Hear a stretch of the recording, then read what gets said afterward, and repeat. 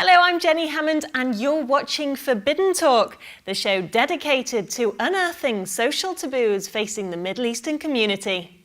Today we're talking about Sharia law. It's been making headlines of late following a run of negative publicity, suggesting oppression of women and inequality of rights. This leads Forbidden Talk to ask the question, does the Islamic holy law really have a place in the UK? First off, we went to central London to see what people on the street have to say. Yes, of course. In the right community, why not? It's not the main type of law in UK. The common law, of course, prevail, but yes, why not? I think any country needs to have one set of law that is the same for absolutely everyone. Therefore, Sharia law might have a place, but it needs to be universal to any person living in the same country at the same time. Amongst the community that believe in it, fine. I don't want it imposed outside their own community. Sharia law deals with many of the topics addressed by secular law, including crime, politics and economics, as well as personal matters such as relationships, hygiene and prayer. Though interpretations of Sharia vary, in its strictest Islamic definition, it's considered the infallible law of God. In the UK, however, Sharia mainly deals with minor disputes, and 9 out of 10 cases are brought by women, as in Islamic marriage it's easier for a man to divorce, and the only way for a woman is through a Sharia Council. For most of us living in the UK, little is really known about Sharia law, but with multiple articles circulating about vulnerable women being kept in abusive relationships and the internet abundant with graphic images of thieves having their hands amputated and adulterers being stoned to death, it's easy to cast it aside as a barbaric decree with no place in modern society. But how does Islamic Sharia law really work in the UK? To get a better perspective, I've come to the Leighton Islamic Sharia Council, one of the oldest and most active councils in the UK.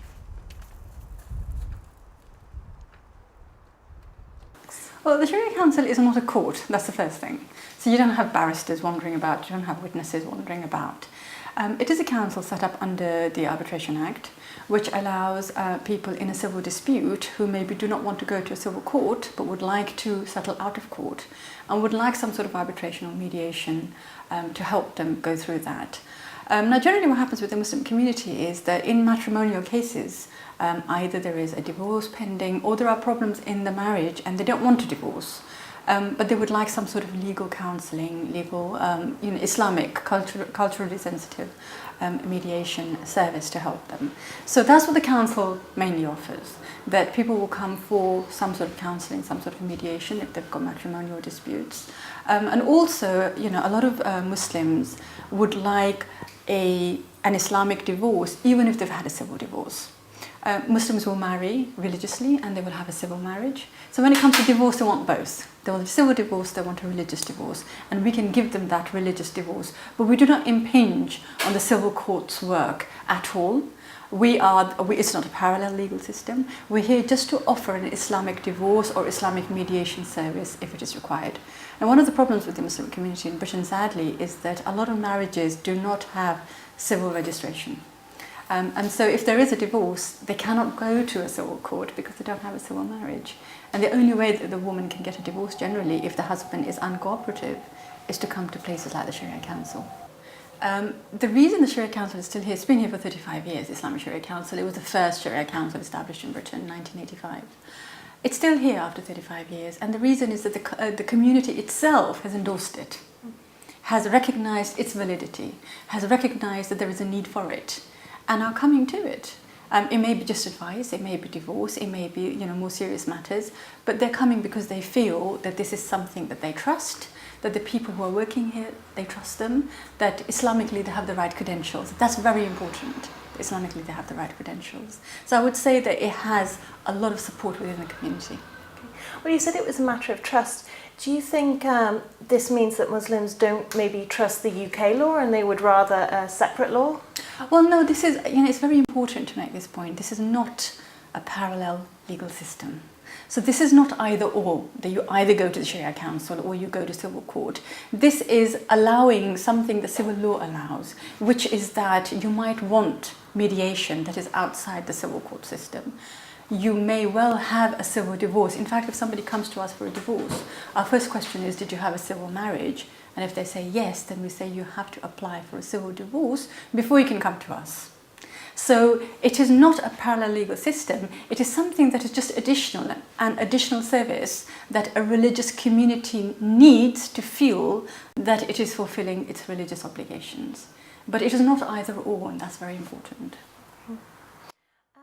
Critics claim that Sharia law doesn't give equal rights to men and women. How would you respond to that? Yeah, this is the million-dollar question.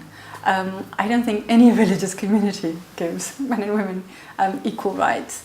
One of the things about Islam, it's probably true of all religious communities, it's certainly true of the Jewish community, is that men and women are not treated as unequal, but they're treated as different.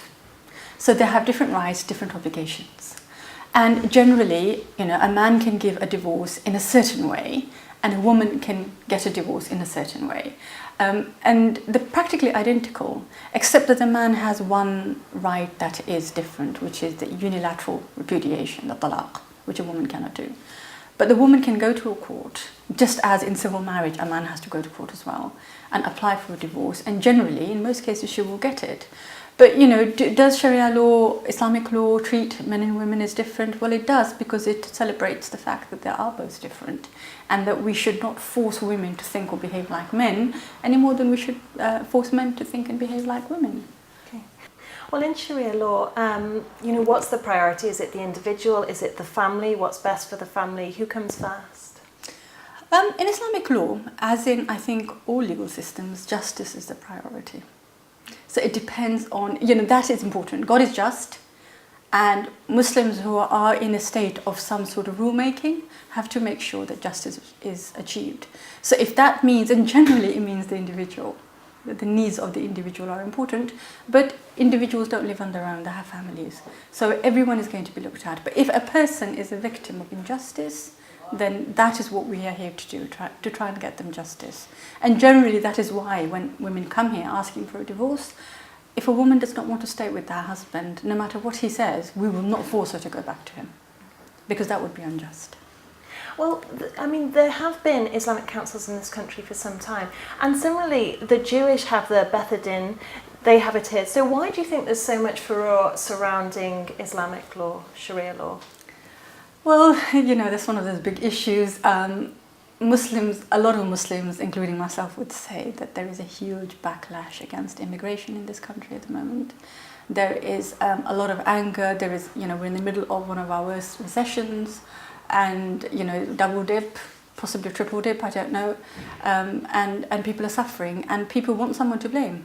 In times of recession, people look for somebody to blame, and sadly, the biggest visible minority, and that's the issue. Muslims are very visible.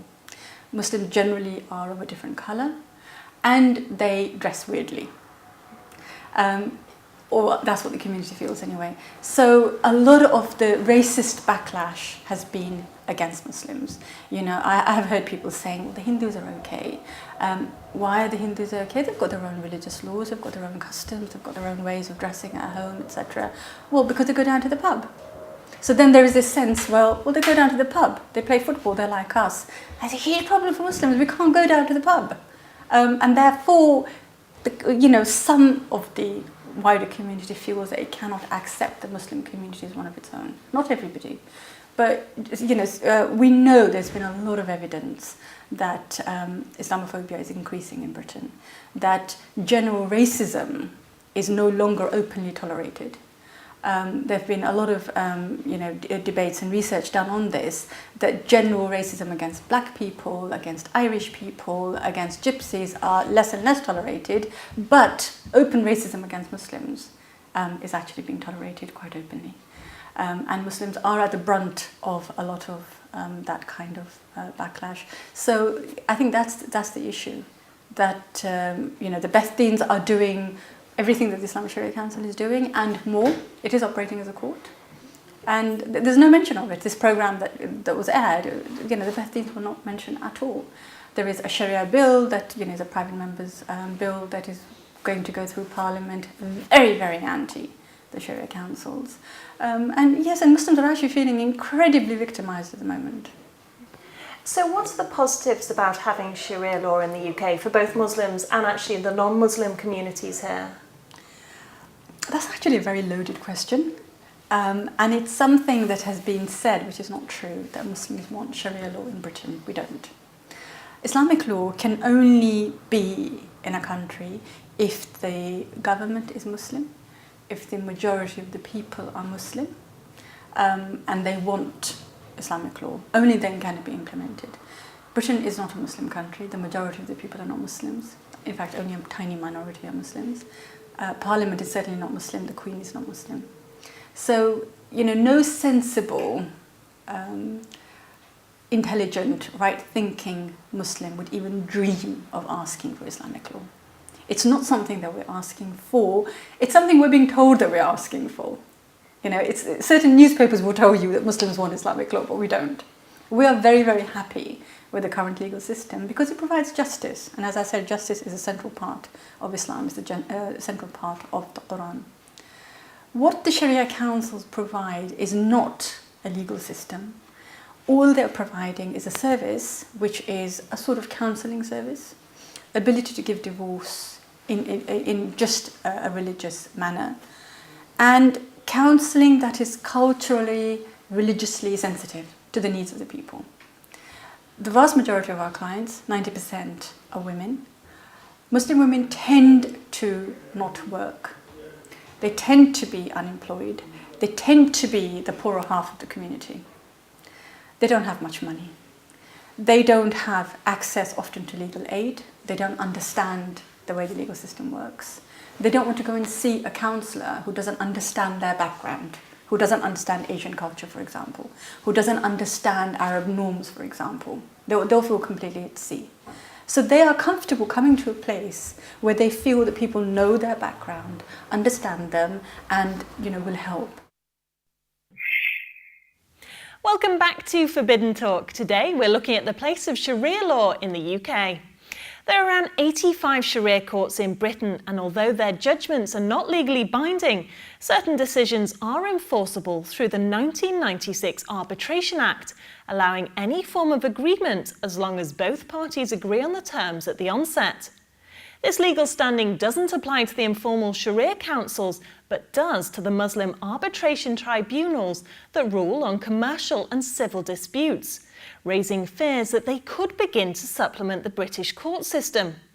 On the other hand, many see this as a way to free up British courts and offer a more cost-effective solution to resolving minor issues. To give us a grassroots perspective, I spoke to a UK MP whose constituency is a quarter Muslim. Well, we've now come to Parliament to interview the Labour MP for Poplar and Limehouse, Jim Fitzpatrick. Jim, thank you so much for taking the time to speak to me today. Pleasure. Well, in your constituency, you actually have quite a high Muslim population. I think it counts for around 25%.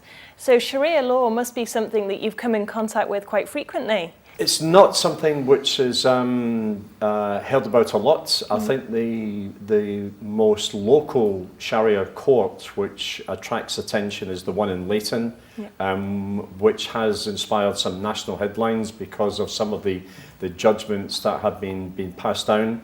I think most people's concern with Sharia in the UK would be twofold. One, lack of familiarity, and anything that people aren't aware of or are ignorant of can breed suspicion or fear. And with Islamophobia being rife in society, then anything which negatively impacts on the perspective of Islam is obviously something which would cause concern, because we're trying to build a society where there is mutual respect for all religions and none, and that sense of community can be undermined if there is apprehension and fear and suspicion. The second element is very much the way that Sharia is portrayed, where the value of testimony, of evidence from women in Sharia courts is supposed to be valued at only half that of a man.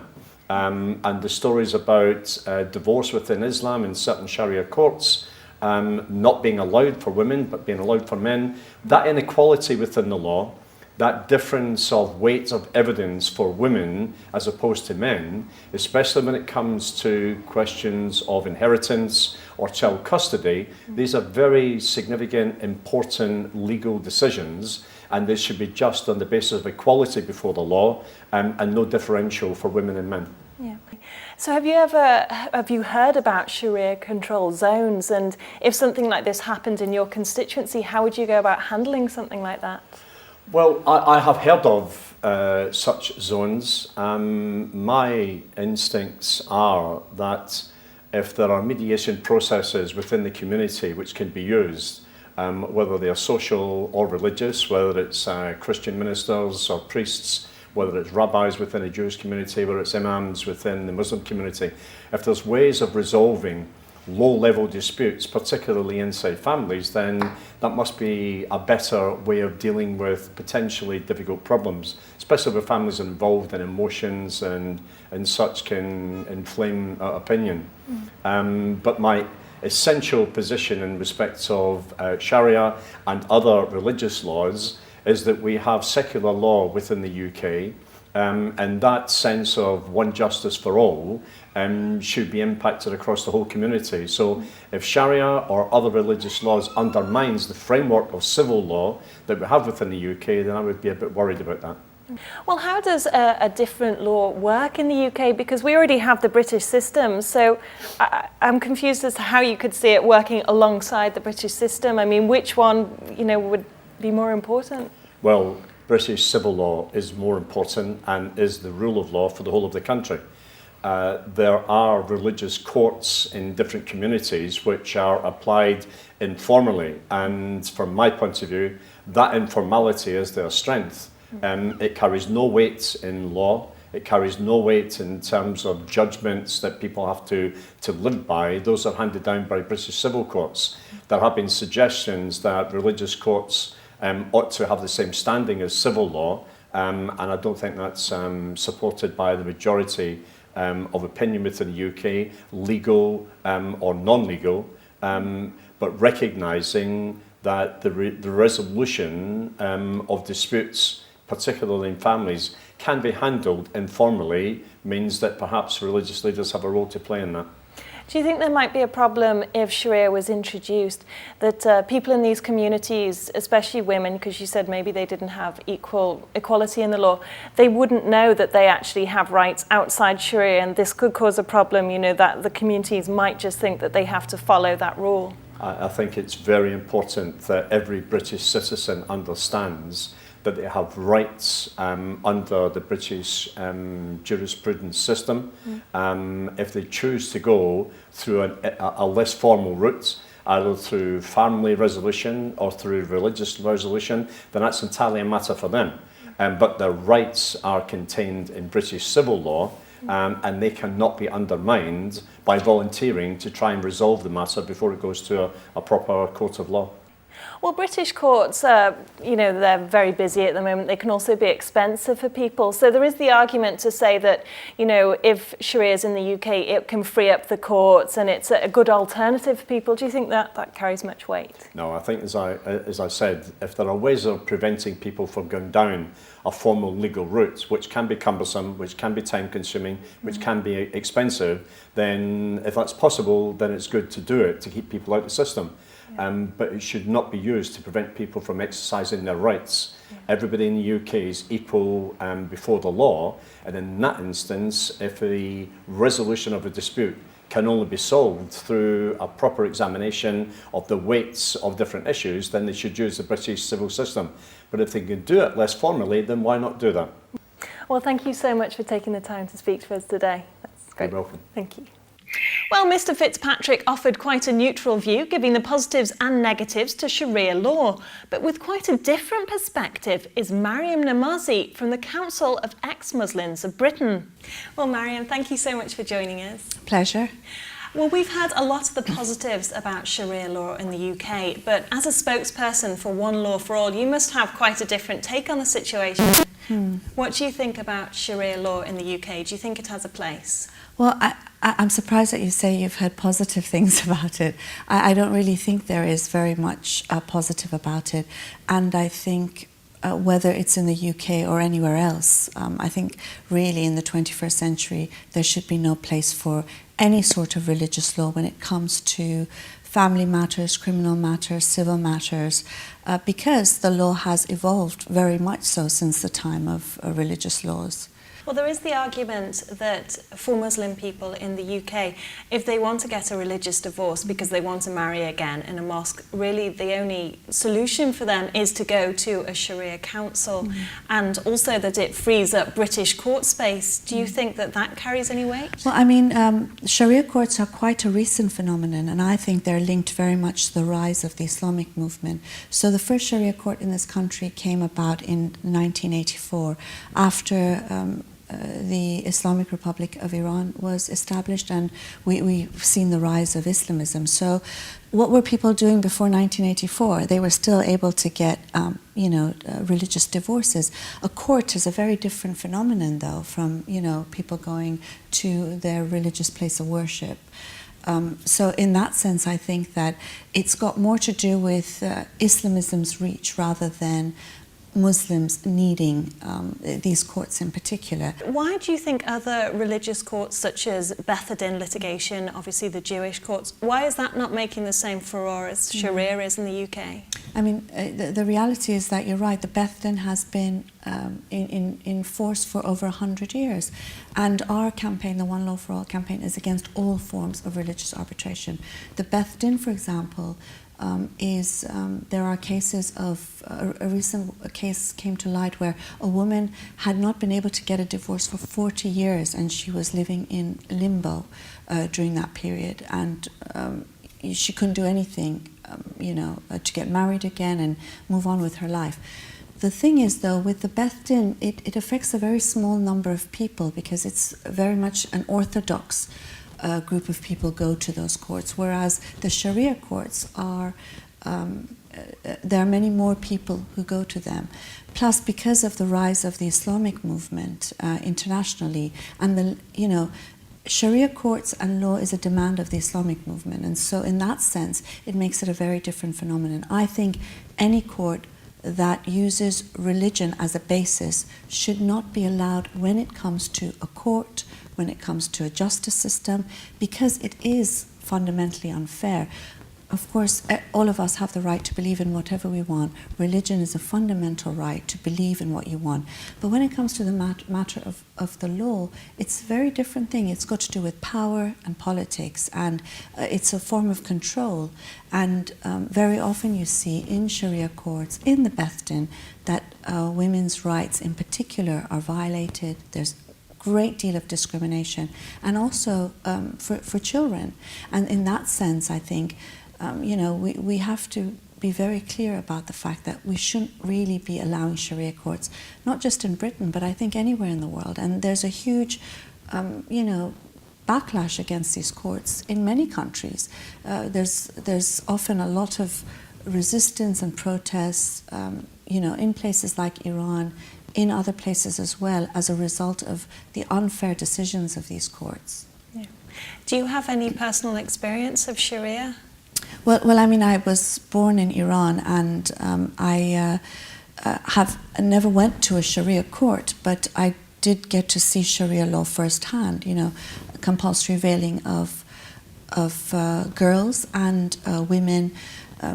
Sex apartheid and sex segregation. I mean, we find racial apartheid abhorrent, but we are very comfortable with sex apartheid and the segregation of the sexes. And I think, again, it goes back to how easy it is to allow for women's discrimination and women's rights to be violated, whereas if it was any other group, it would be considered much more abhorrent and unacceptable and intolerant. So I do remember, for example, in my school, which used to be a mixed school, Islamists coming to separate the boys and girls, walking in the streets and seeing women's bodies and hair blacked out with black markers on magazines, Islamic books that taught what girls' place was and women's place were in the society. And so in that sense, I think that's where I fundamentally became opposed to Sharia law and to Islamism. Again, I don't think Muslim equals Islamist. And I think very often there is this conflation, which is dangerous, and it's a mistake. My father is a Muslim, my parents are Muslims, and they're some of the best people in the world. And and you can be wonderful and be religious, or be horrible and be an atheist. I myself am an atheist. So in that sense, I think that Islamism, though, is a very different phenomenon. It's a political movement, it's a far-right movement, it's repressive, and Sharia law and courts are one way in which it is controlling and suppressing people, not primarily in Britain or the West, but in countries like the Middle East and North Africa. And so in that sense, I think it is important to stand up to Sharia. And we do have quite a large number of Muslims who are opposed to Sharia law and who are involved in our campaign. A lot of Muslim women's rights groups have joined in the call for changes in legislation so that the Arbitration Act cannot be used to legislate on family matters, in particular because of what happens to women and their rights when they have to go to these sorts of courts. So do you think it's the Islamic code that's at fault, or the way Sharia councils interpret it? I think, in a sense, it's both and more than that. Sharia law is based on the Quran, the Hadith, sayings and actions of Muhammad, Islam's prophet, and also Islamic jurisprudence. So many of the decisions that are being made by Sharia courts can be found in these sources. Stoning can be found in the Hadith.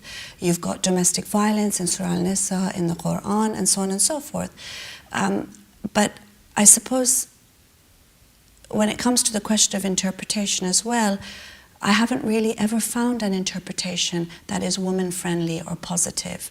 Even if you look at the domestic violence surah in the Quran, the Islamic feminists will say, well, when they say a woman should be beaten, they mean lightly or with a feather or with a very thin stick. And I guess my point is women should not be beaten, full stop.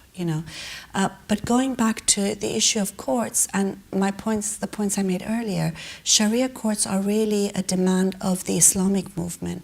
And so, in a sense, when you look at the issue of religious belief, it's a personal belief, and most people live as 21st century human beings. They don't want to go out and stone someone to death or beat someone to death, So in that sense, as a private matter, religion is lived in many ways. When it comes to the Islamic movement, though, you see that its demand is to impose Sharia law and Sharia courts. And so in that sense, I think if you want to get rid of Sharia courts, it's not about getting rid of Islam, but getting rid of Islamism, which is the far-right movement. And the example I often give is comparing it with Christianity. If you look at Christianity today, people are not killed for leaving Christianity or for transgressing its norms. But if you lived during the Spanish Inquisition, it was a very, very different matter. And you had witches being burned at the stake, you had people being killed all the time for very absurd offenses. So in that sense, I think getting rid of the Inquisition, unfair laws, had to do with not necessarily getting rid of Christianity, but getting rid of the power source and political power. And that's why I think actually these courts are very much linked to Islamism, and they're not really a demand of Muslims as is often portrayed. Well, maybe you can tell me a little bit more now about One Law for All and how you're progressing with that. One Law for All was started at the end of 2008, and it was in order to challenge Sharia law here in Britain. A lot of the founders, the founding members, were people who have lived under Sharia law, who fled Sharia law, and now it's become quite a large grassroots campaign. There are maybe 30,000 individuals and groups, many of them Muslim and immigrant groups, who've joined in opposition to not just Sharia law, but also all religious laws, including the Beth Din, but we're focused on Sharia because that's really where our background comes from.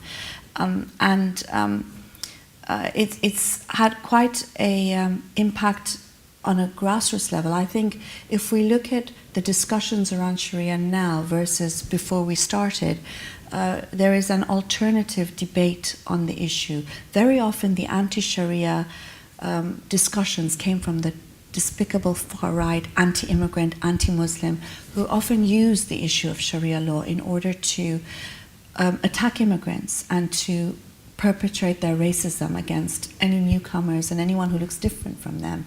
But our campaign brought this issue from a rights perspective, from people who are immigrants themselves, who are anti-racist, but who think that the greatest act of racism is to defend equal rights for all citizens, irrespective of their backgrounds and beliefs. So just because someone is considered a Muslim, why must they have less rights and different standards apply to them than another woman who is not from a Muslim background and who may have equally been born in this country or come here at a later date, So in that sense, I think we are seeing this shift of people bringing this debate from this way. And one of the things we've done very clearly is that we are as opposed to Islamism as we are opposed to the far right. From our perspective, they're the same movement. The English Defence League is the nativist version of the Islamic movement. They have the same ideology, they have the same, disregard for people's rights, for their equality, for secularism, things that we are fighting for. And as a result, we've had very successful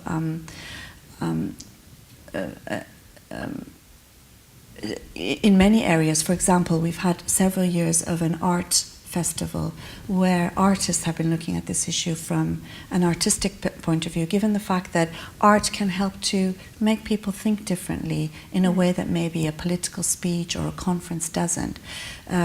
Caroline Cox, who started the bill to change the Arbitration Act, which has been supported by many Muslim women's groups, said that she was inspired by the One Law for All campaign. And we're having a huge conference on the 8th to 9th of March in 2014, again to discuss the issue of women's rights, equality, secularism, and many women's rights campaigners are coming from the Middle East and North Africa. Unfortunately, there is a huge amount of, I think, censorship on this issue. And if you look at mainstream media, the debate is between the Islamists and the far right. And it's as if no one else exists, and there is not this voice, these many voices that say, we're opposed to the far right, but we're also opposed to our own far right, the Islamist far right, and we demand equality for everybody. And so I think the way we've gotten at is through going to 1 million speaking events and conferences and public meetings and rallies to reach out to people who may not necessarily hear about us on the BBC or on more mainstream organizations and media outlets. So how do you see Sharia evolving in the UK then? I mean, I see this as a fight, It's a fight like the fight against racial apartheid in South Africa, the fight against slavery, the fight for civil rights in America and for equal rights, the fight for suffrage in the West, and women's right to vote. I think Sharia law and religious laws represent regression and a time that is long past. And there is those who are opposing it who represent modernity, secularism, and a different world for women, men, and children, one where people are more equal. There is no guarantees in any given fight, but I feel very positive that eventually we will see the back of Sharia law. I think a lot of it has to do with us seeing the back of Islamism, and I do think that fight against Islamism is very obvious and very evident, particularly in the Middle East and North Africa. None of the revolutions of the Arab Spring, none of the uprisings were Islamist uprisings. The fact that there might be Islamist parties who have taken advantage of those vacuums is another story. They don't represent the revolutions and what people were fighting for. And I think very often they are antithetical to 21st century living. And not just living in the West, but living in the Middle East and North Africa, you know, wanting freedom, wanting equality, they are not Western values.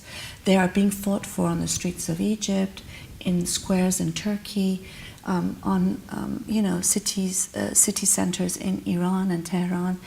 It's really a very universal and human desire and want. And so I do feel very, very positive that we will see the back of Sharia law and Islamism, but it's a long and hard fight, obviously. Okay. Thank you so much. Thank you. Okay.